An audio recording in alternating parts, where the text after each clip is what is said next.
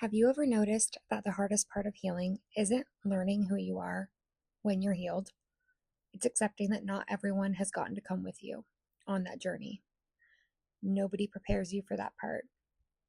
Nobody tells you that healing can become incredibly lonely. We talked about that last week. The moment that you stop abandoning yourself, you stop feeling comfortable in relationships that require you to.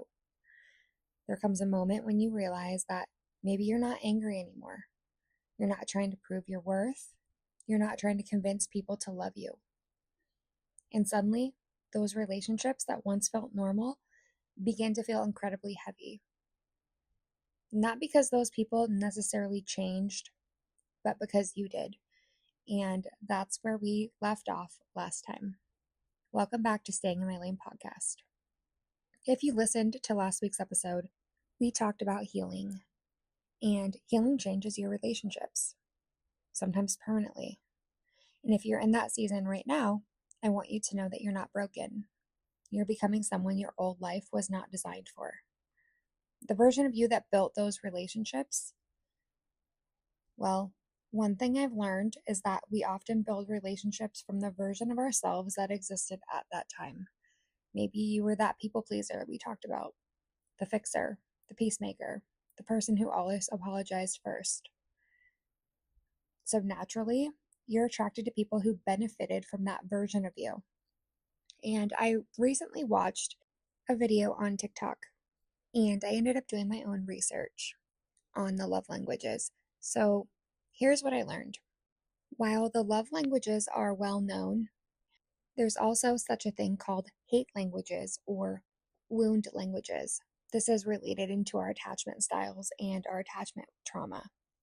These are ways that we tend to experience emotional pain most deeply, and they often mirror our unmet childhood needs. For example, if your love language is quality time, then the opposite, what hurts the most for you, often feels like being ignored, abandoned, emotionally unavailable, canceled on, or always coming second. If your love language is words of affirmation, then criticism, silence, ridicule, never hearing I'm proud of you or you're doing a great job is probably going to be what cuts the deepest for you. Physical touch can feel like rejection, lack of affection, or withholding touch. That's the opposite of physical touch. If your love language is acts of service, then feeling unsupported, carrying everything alone, or having broken promises from people is probably going to be a very hurtful thing for you. And receiving gifts. So the opposite of that is feeling forgotten, overlooked, and like no one thinks about you. And that can be emotionally painful. Here's where psychology gets really interesting. Many people don't just seek what they need. They often seek what feels familiar. We talked about that last episode. Sometimes this can be referred to as repetition compulsion. This comes from Sigmund Freud, and it's supported by modern attachment research. The brain is wired to prefer the familiar over the healthy. We also discussed that in last week's episode. So if your nervous system grew up around emotional inconsistency can actually feel strangely normal. So imagine this, a child who love looked like someone leaving, waiting for attention, hoping someone would finally choose you, or feeling like you had to earn love. Your adult brain will say, I desperately want someone who will give me quality time. But your nervous system says the opposite. Love feels like chasing someone who's emotionally unavailable. So when we think about past relationships, or if you know somebody who is constantly chasing somebody in a relationship who is distant or emotionally unavailable, that could make sense, right? So you may find yourself attracted to partners within this situation who are busy all the time, emotionally distant, workaholics, inconsistent with communication, hot and cold, kind of that afraid of commitment attitude. Not because that's what you consciously want deep down, because your nervous system recognizes that pattern. Why? Your brain keeps saying, maybe this time I'll finally get the love that I didn't get before. It's like trying to rewrite the old story. Unfortunately, instead of healing the wound, it often recreates it over and over again. the attachment connection. So, if quality time is your biggest need, but you repeatedly choose emotionally unavailable people, it can look like this: your need, I just want someone who chooses me. Your attraction, someone who rarely chooses you. Your wound, I'll work harder until they do. This results in an anxious attachment. And with anxious attachment, the most common dynamic is that anxious avoidant. So naturally, you would choose someone who pulls away, is inconsistent with time, a relationship where you're the pursuer, and then the cycle starts all over and they pull away again. You try harder, and that's where we get the merry-go-round. That relief creates a powerful emotional reward, almost like a variable reward system, which can make the relationship especially hard to leave. Healing looks different. As your nervous system becomes more regulated, something interesting happens. People who once seemed boring because they're consistent start to feel safe instead. Instead of craving intensity, you begin craving reliability, predictability, and emotional availability. So at first, that can actually feel very unfamiliar if chaos has always been associated with love. So instead of asking yourself why you keep attracting people who abandon you, let's try a different question instead. This question reframes the situation. Does a part of me unconsciously believe that I have to earn quality time because that's what love looked like growing up? That's a better way to ask yourself a question, because that question often gets closer to the root of the pattern. This is also why it's possible for your love language to help your attachment wound, which that love language, this is what helps you feel loved. The attachment wound is what you fear losing most. So if your love language, like we talked about, is quality time, then that emotional absence, inconsistency, or abandonment is likely to be especially painful. And if those experiences were familiar earlier in your life, your nervous system may repeatedly gravitate towards them until those underlying patterns begin to heal. In the last episode, I discussed homeostasis. Homeostasis is our natural tendency to keep relationships functioning the same way they've always functioned. Even unhealthy systems often resist change because familiarity feels safer than uncertainty. That's why we talked about when one person changes, the entire system falls into dysfunction. That boundary didn't create the problem, it just revealed it. That's often why setting boundaries is so important. And that's why we talked about how it creates conflict. So, when we are talking about losing people or changing the way that we interact with people, often why growth feels like a loss is because there's something that researchers call attachment disruption. And honestly, understanding this changed the way that I looked at every relationship in my life, because I stopped asking, what's wrong with me? And started asking, what is my nervous system trying to protect me from? When we're born, our brains are incredibly unfinished. It's kind of like a blank slate. Babies aren't born knowing how to regulate their emotions. That's why they cry. They borrow the nervous system of the adults caring for them. When a baby cries and someone consistently comforts them, their brain begins to build neural pathways that say, the world is safe, people come back, and I'm worthy being cared for.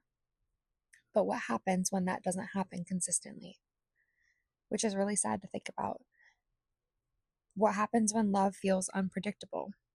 Sometimes you're comforted, sometimes you're ignored, sometimes you're left to cry.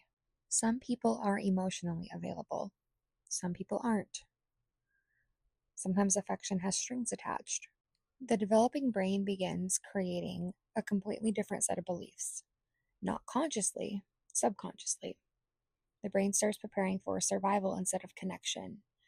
It learns, if someone is upset with me, I must somehow be responsible for it. If someone pulls away, I need to chase them. And what's fascinating is that these beliefs don't stay in childhood. They become the blueprint for our adult relationships. It's basically the foundation that our adult relationships are built upon. Researchers have found that our earliest attachment experiences shape how we interpret closeness, conflict, rejection, and even silence. That means two people can experience the exact same situation. One partner takes several hours to respond to a text. One person thinks they're probably busy. The other person's heart races, their stomach drops, their mind starts filling in the blanks. They're mad at me, they're leaving. What did I do wrong? Nothing actually happened, but their nervous system reacted as though abandonment was already happening. That's attachment. Not because they're dramatic or needy, but somewhere earlier in their life, distance became associated with danger or unpredictability. But here's what most people don't realize: your brain is not designed to make you happy, it's designed to keep you alive. And our brains don't always distinguish between emotional danger and physical danger. Functional MRI studies show that social rejection activates many of the same brain regions involved in physical pain. Your brain experiences rejection as something serious enough to activate pain circuits. No wonder heartbreak feels like you can't breathe. No wonder grief sits in your chest. No wonder your appetite changes. No wonder your stomach hurts. Your body is not pretending. You're not being dramatic. It's responding exactly the way it was designed to respond. And that goes into the whole concept and proof, I guess, evidence of trauma living in the body. Most people think that healing means finding better people. I don't think that's where it starts, though. I think that healing starts when your nervous system slowly begins learning not everyone leaving means I'm being abandoned. Those are two different things. Someone disagreeing with you is not abandonment. Someone needing space is not abandonment. That's a mental note for myself. Someone saying no is not abandonment. Someone setting a boundary is not abandonment. But if your body learned that distance meant losing love or a relationship, every bit of separation feels life-threatening. And here's the heartbreaking part. Many of us spend years trying to prevent abandonment by abandoning ourselves first. We stay quiet or we over-explain. We apologize for things that we didn't do. We tolerate disrespect. We become whoever everyone else needs us to be. Because the thought process is that if I'm easier to love or put up with, they'll stay. But here's what I've learned. You cannot build secure relationships while abandoning the person who needs you the most. Do you know who that person is? Yourself. The hardest part of healing isn't learning boundaries. It's surviving what your body feels when you finally start using them. Because every healthy boundary asks your nervous system to tolerate something it has spent years trying to avoid. Disappointment, discomfort, someone else's misunderstanding, someone else's anger or distance. Healing isn't becoming someone who never feels those things. Healing is teaching your body that you can survive them without betraying yourself. And maybe that's what growing up emotionally really is. Not convincing everyone else to stay or trying to prove your worth, but finally believing that even if they don't, you won't leave yourself abandoned anymore. Here's a question that changed my thought process. The question is not, do I love this person or do I care about this person? Instead of asking that to yourself, changing your perspective to how do I become or who do I become when I'm around them? Because that will tell you everything. For example, do you become anxious? Do you over-explain? Do you shrink yourself to maybe keep the peace? Do you censor yourself? Do you feel responsible for everyone else's emotions? Do you leave every conversation mentally exhausted? Or do you replay everything you said afterwards? Or on the flip side, do you feel peaceful, accepted, inspired, safe enough to simply exist? Because healthy relationships don't require you to perform for love. Energy is your greatest currency. We spend so much time talking about protecting our money, protecting our homes, protecting our children, but what about protecting our energy? Stress hormones like cortisol are not meant to be elevated all day. When we're around chronic stress, conflict, criticism, unpredictability, or emotional manipulation, our nervous system can remain activated. That's that fight or flight that we talk about. And research has linked chronic interpersonal stress with increased inflammation, poorer sleep, higher anxiety, depression, weight gain, reduced immune function, and even cardiovascular disease over time, because the body keeps score, sometimes before your mind even does. Have you ever noticed that you can leave certain conversations completely drained? You get headaches, shoulders are tight, you can't sleep, you toss and turn all night, you feel emotionally foggy, your stomach hurts. You guys, that's not weakness, that's information. Your body is constantly asking, am I safe? The invisible cost of staying in these relationships. Sometimes we focus so much on the pain of leaving that we never calculate the cost of staying. Staying where you're constantly misunderstood. Staying where you're expected to carry everyone's emotional weight. Staying where your boundaries become arguments. Staying where your growth is treated like betrayal. Staying where your peace always depends on sacrificing yourself. Every day you remain somewhere that requires you to betray yourself. You teach your nervous system that your needs don't matter. And eventually you stop recognizing yourself. And I want to be clear that outgrowing people is not always about anger. One of the biggest misconceptions is that you have to hate someone to leave them behind. You don't. Sometimes you deeply do love people, but you still realize that being around them is costing you. Love doesn't automatically equal compatibility. History doesn't automatically equal health. Time invested doesn't automatically mean you should invest more. Sometimes gratitude and distance exist together. That's why we have to let them be who they are. One of the hardest lessons I've learned is that you cannot heal someone into seeing your worth. You cannot explain yourself to someone enough who is committed to misunderstanding you. You cannot love someone enough to make them emotionally available, even if you try over and over again to change them. And you cannot abandon yourself long enough to earn conditional love. I probably should read that again, but if you need the reminder, go back and listen again. Because so many of us keep trying over and over again. We give up on ourselves. We sacrifice our time, our energy, sometimes our need for that emotional peace and safety. Imagine climbing a mountain. At first, hundreds of people are climbing it with you. As the climb becomes steeper, people slowly stop. Some of them are comfortable where they are. Some become angry that you kept climbing. Some are in competition with you. Some ask you to come back down because your growth reminds them of where they've stopped. And eventually, when you look around, there are only a handful of people left. Not because you're better than them, because not everyone is willing to make the climb. Growth naturally narrows your circle. So what finally happens when you let go? Research on boundary setting and healthy relationships consistently find that people who develop stronger interpersonal boundaries often report improvements in anxiety, symptoms of depression, self-esteem, relationship satisfaction, and overall psychological well-being. Something incredible happens. That energy that you've spent surviving in becomes available for living in real time.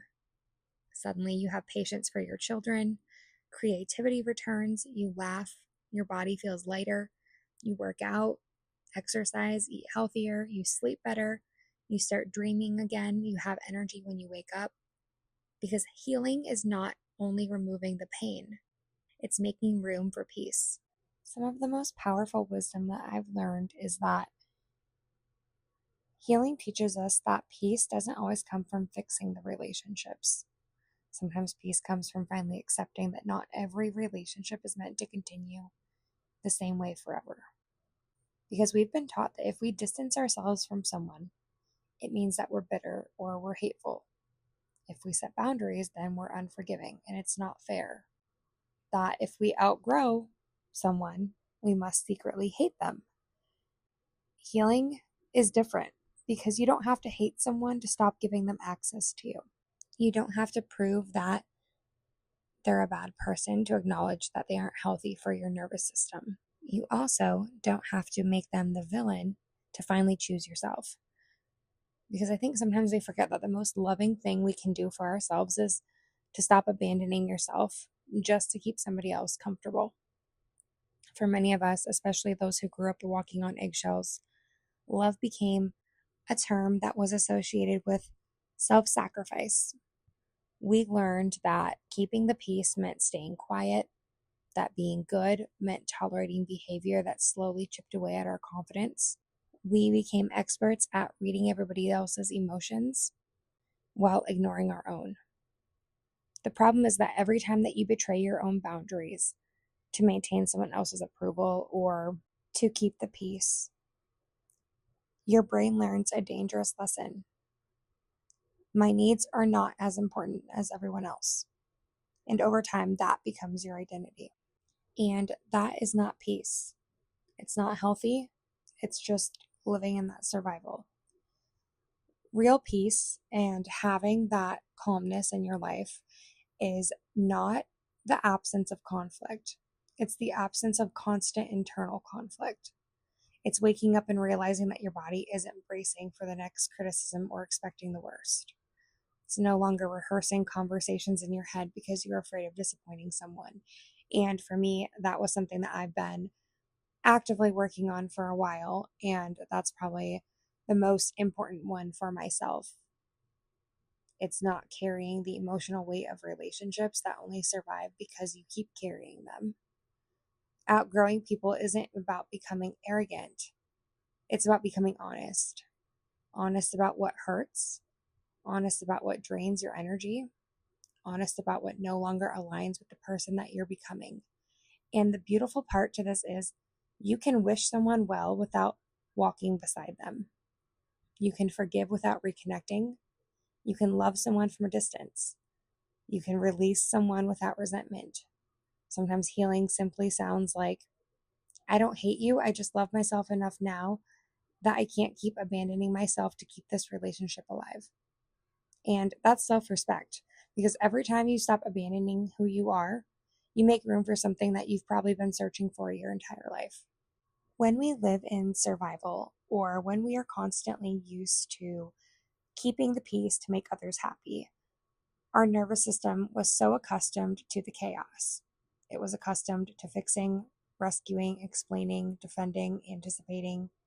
Your brain constantly scans for that next problem to solve because that's what kept you emotionally safe growing up.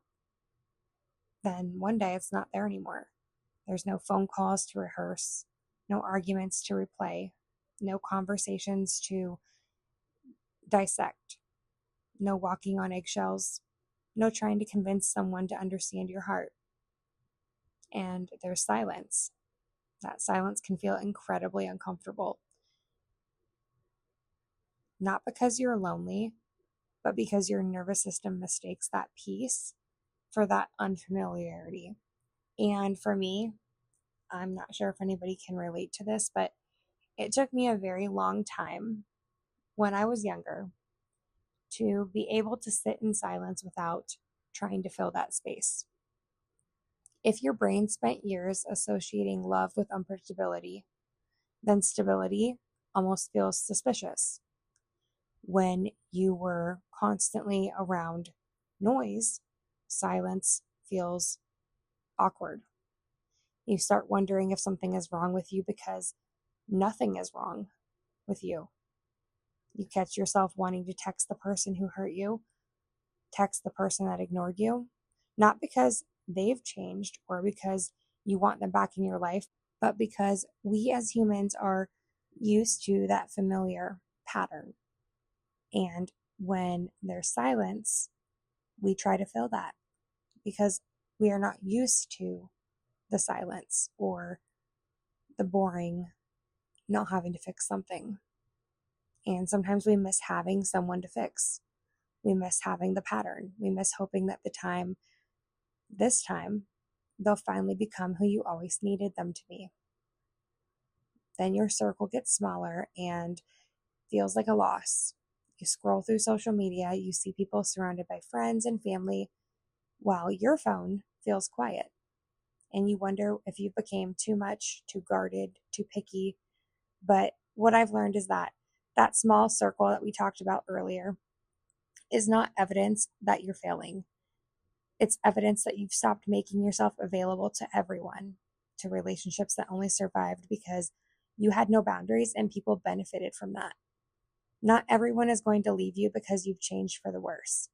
Sometimes they leave because that version of you that they benefited from no longer exists. The version that never said no, the version that constantly apologized. When that version dies, not literally, but figuratively, some relationships die with it. But it's necessary because growth has a cost. Healing asks you to trade in what's familiar for what's healthy. And that goes back to that first part of the episode that we talked about last time. That exchange can feel like grief. What no one prepares you for is that the people who remain often won't be the loudest. They won't demand constant access to you. They won't make you prove your loyalty. They won't punish you for having boundaries, because healthy relationships are surprisingly boring and calm. Sometimes so calm that people who lived in dysfunction mistake them for not healthy. There's no emotional roller coasters, no manipulation, no wondering where you stand with someone, no begging for consistency. I remember thinking that something was wrong in one of my relationships because it felt quiet. Not quiet in a disconnected way, quiet in a way that didn't make my stomach hurt. There weren't constant arguments. There wasn't the emotional whiplash of feeling incredibly loved one day and then rejected the next. Nobody was threatening to leave after every disagreement. Nobody was making me earn their affection by proving my worth over and over again. And honestly, I didn't know what to do with that. Part of me kept waiting for the next shoe to drop. I would catch myself overanalyzing simple conversations. If they were quieter than usual, I'd wonder if they were mad at me. And I'd ask if they were mad at me. If they didn't text me back immediately, I'd start creating stories in my head. I'd almost manufacture problems because my nervous system learned that love always came with that uncertainty or unpredictability. The thing is that I wasn't addicted to the person. I was addicted to the emotional intensity. Growing up and in the past relationships that I've had, love had been loud, dramatic, and consistent. Highs that made me feel chosen, followed by lows that made me question my worth. And it was an adrenaline rush because my brain eventually started confusing emotional intensity with emotional intimacy. So when someone treated me consistently, not inconsistently, when someone treated me with that consistency, it almost felt boring. Not because they were boring, but because my nervous system wasn't firing all cylinders anymore. There wasn't a crisis to solve. There wasn't anyone to chase. There wasn't anyone pulling away just enough to make me run a little bit harder after them. There wasn't a reward waiting around surviving another emotional storm. There was just a Tuesday, a dinner, a movie, running errands and grabbing coffee, laughing about an inside joke, going to bed knowing that we were okay. And I remember thinking, is this really it? Is this what peace feels like? Because it took me a long time to realize that what I was calling boring was actually something that I've never experienced before in my adult life. Safety. Healthy love often feels boring to people whose brains learn that love is supposed to hurt. It's not supposed to hurt because healthy love doesn't flood your body with adrenaline. It doesn't keep you guessing. It doesn't make you obsess over whether someone is leaving. It doesn't require detective work. It doesn't require you to earn your place in every single day, in every single situation with that person. It simply stays. And if you've lived most of your life in survival mode, staying can feel strangely uncomfortable. And honestly, I had to grieve that version of me that believed love had to be exciting or dramatic or chaotic in order to feel real. Excitement wasn't the same thing as security. Butterflies are not always romance. Sometimes they're anxiety. Sometimes they're your body recognizing a familiar pattern. Sometimes that's that red flag. Real love doesn't always give you butterflies. Sometimes it gives you a deep breath, a full night's sleep, a calm nervous system. Sometimes it gives you enough emotional safety that you stop checking your phone every 5 minutes, wondering if someone still loves you. And, maybe that's what a healthy relationship looks like. And it doesn't have to be a romantic relationship, it can be any relationship. An in law, a parent, a sibling, a family member, a friend.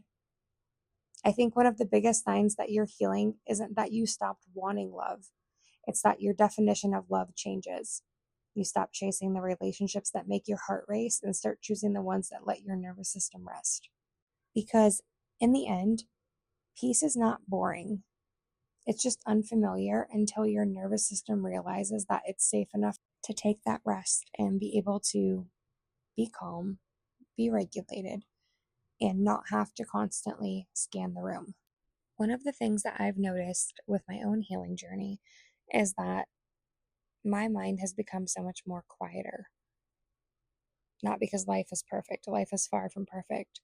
Not because difficult people, suddenly disappeared, but because I stopped carrying those conversations that were never meant to be carried for days or weeks.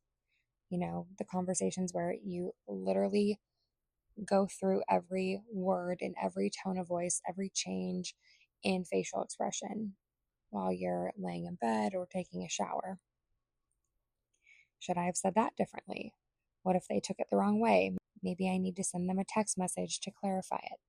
I don't know about you guys or if anyone can relate, but I used to think about every possible response that a person might have before they texted me back. And then I would prepare myself for questions that they would never even ask. I'd create an entire argument in my head before I even walked into the room, just to prepare myself emotionally for any conversation. I would think about things that I said, and then I would go back in my head and wish I said things differently. I'd spend 20 minutes in the shower practicing what I was going to say. Like, that's no joke. I used to do that. Psychologists actually call this anticipatory anxiety. Our brains are trying to predict and prepare for potential threats or uncomfortable situations before they happen. And while this can feel like we're gaining control, research actually shows that this mental rehearsal actually increases stress more than it reduces it. Instead of solving problems, our minds become trapped in loops of what if situations and imagined outcomes. I think that surprised me the most after healing is it's not that I stopped caring about people. It's actually that I stopped carrying the conversations that belonged to someone else. I wasn't trying to predict what somebody else was going to say. If someone misunderstands me, I can clarify it one time. If they choose to keep misunderstanding me, that's their work, their problem, not mine. I no longer feel responsible for managing everyone else's perception of me. And I can't even begin to explain how much space that frees up in my mind because as someone who was a chronic overthinker, and I still am, I'm not completely out of that yet, but I would analyze everybody's perception of myself because I wanted to be able to prove what I felt or what I said because I wanted to be in that controlling space of being able to clarify what I meant so that nothing that I said was misunderstood. So the energy that I used to spend rehearsing those conversations and scenarios, now I spend time with my family without analyzing situations or conversations. The time I used to spend worrying about whether everyone liked me, I spend exercising or cooking, two things that I love to do, being present, laughing, resting. And when I say resting, I mean my mind resting, not just sitting on the couch, but being able to turn off that stress alert kind of like that red button in my head that, once you push it, that alarm just keeps going off. It's about falling asleep without that mentally defending yourself attitude that you have to constantly be on guard. Driving home without replaying every sentence that you spoke at work or at home or around family or friends. It's the absence of carrying conflicts that only exist inside your own head. And peace is not just the absence of conflict. It's trusting that the people who know you, who truly know your heart, won't require a perfect worded explanation every time that you're simply being human. If there's one thing I hope that you take away from today, outgrowing people is not the goal. Becoming more fully yourself is. Sometimes that means your circle getting smaller. Sometimes it means that those conversations that you feel like you have to have become less frequent. Sometimes it's relationships changing in ways that you never expected. This doesn't automatically mean that everyone or anyone is a bad person. It simply means that you've stopped asking yourself to shrink so that everyone else can stay comfortable. You've stopped trying to be in control of everything and let things be. Not becoming harder or harsher. Instead, it's about being more honest enough to recognize that peace is not found in keeping everyone else around you content and happy. Your life might feel quieter than it used to be. Your circle might feel non-existent. If you're questioning whether you're doing the right thing, try not measuring your healing by how many people stayed in your life. Measure it by this. Can you look in the mirror today and say, I didn't abandon myself? Because if the answer is yes, then even on the hard days, and there will be hard days, you're moving in the right direction.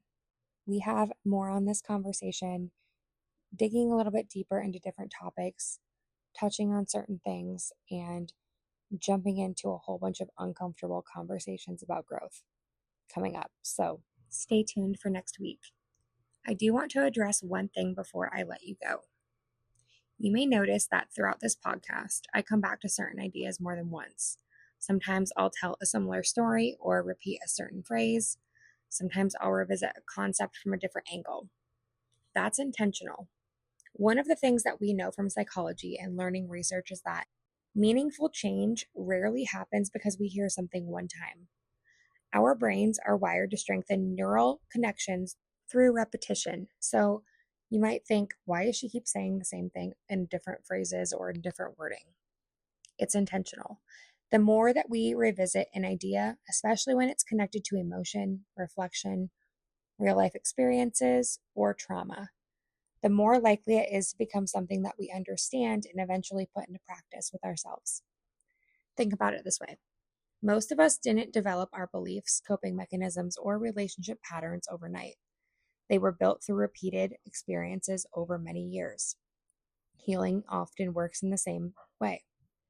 It's usually not one conversation, one book, one therapy session, or one podcast episode that changes how we feel or think. It's hearing a healthy message over and over again until one day it stops being information and starts becoming a belief that we actually live in.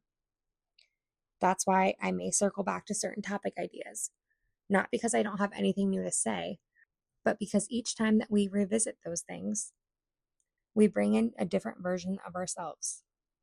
Maybe there's a new thought. Maybe you feel a new emotion that you haven't felt before. Maybe 6 months from now you hear these words and you say, I finally understood what she meant.